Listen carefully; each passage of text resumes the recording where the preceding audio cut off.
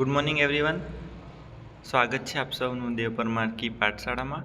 આજના વિડીયોમાં આપણે વાત કરીશું ખેલ સહાયક યોજના વિશે. કરાર આધારિત ભરતી અને તેના ફોર્મ ફરીથી ભરાવાના શરૂ થવાના છે. કોણ કોણ અરજી કરી શકે છે, તો એની પૂરી વિગત આજના વિડીયોમાં જોઈશું. સૌથી પહેલાં જોઈએ તો કે ખેલ સહાયક યોજના, જેનું માસિક મહેનતાણું 21,000 છે અને વય મર્યાદામાં વધારો કરીને 40 વર્ષ કરાયો છે. ધ્યાન રાખવા જેવી બાબત છે કે પહેલાં 38 હતું અને હવે વધારો કરીને 40 વર્ષ કરાયો છે.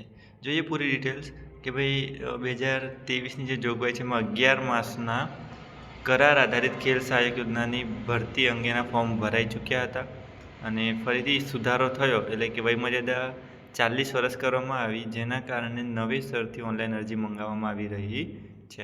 તો આ અરજી આપણે ક્યાં કરવાની છે, તો ઓફિશિયલ વેબસાઇટ છે khelsahayak.ssgujarat.org. તો એની પર તમે અરજી કરી શકો છો.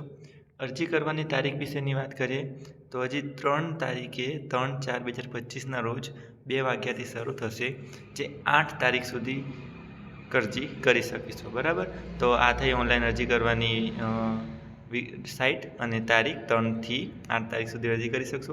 હવે આની અંદર કોણ કોણ અરજી કરી શકે છે, તો એની વાત કરી લઈએ.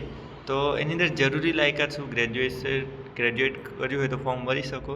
તો જોઈએ તો શૈક્ષણિક લાયકાતની વાત કરીએ તો જે રાજ્ય પ્રાથમિક સરકારી પ્રાથમિક શાળામાં જે ખેલ સહાયક કરાર આધારિત ભરતી છે, તો એની અંદર જે બોર્ડ દ્વારા 2023માં ખેલ અભિરુચિ કસોટી એટલે કે સેટ, સ્પોર્ટ એપ્ટિટ્યૂડ ટેસ્ટ, બરાબર, જો આ પરીક્ષા લીધેલી અને પાસ કરી હોય તો એ લોકો જ અરજી કરી શકે છે.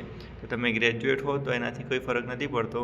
તમે રાજ્ય પરીક્ષા બોર્ડ દ્વારા ખેલ અભિરુચિ કસોટી સેટ પાસ કરેલી હોય, સ્પોર્ટ એપ્ટિટ્યૂડ ટેસ્ટ, તો જ તમે આની પર અરજી કરી શકો છો. તો મિનિમમ ક્વોલિફિકેશન સેટની પરીક્ષા પાસ હોવું જોઈએ અને તો જ તમે આની માટે એલિજિબલ કહેવાશો. તો આટલી જાણકારી હતી. ફોર્મ ફરીથી ભરવાના રહી ગયા હોય તો ભરી શકો છો. 3 તારીખથી 8 તારીખ સુધી ભરાશે. ઉંમરમાં વધારો થયો છે, 38ની થઈને 40 વર્ષ થયું છે અને ખેલ સહાયક યોજનાનું માસિક મહેનતાણું 21,000 રહેશે. તો મળીશું ફરી પાછા દેવ પરમાર કી પાઠશાળામાં. ત્યાં સુધી જોડાયેલા રહેજો અને જરૂરથી તમારા મિત્રોને શેર કરો. નવા હોય તો સબસ્ક્રાઈબ કરીને બેલ નોટિફિકેશન ઓન કરજો. આભાર.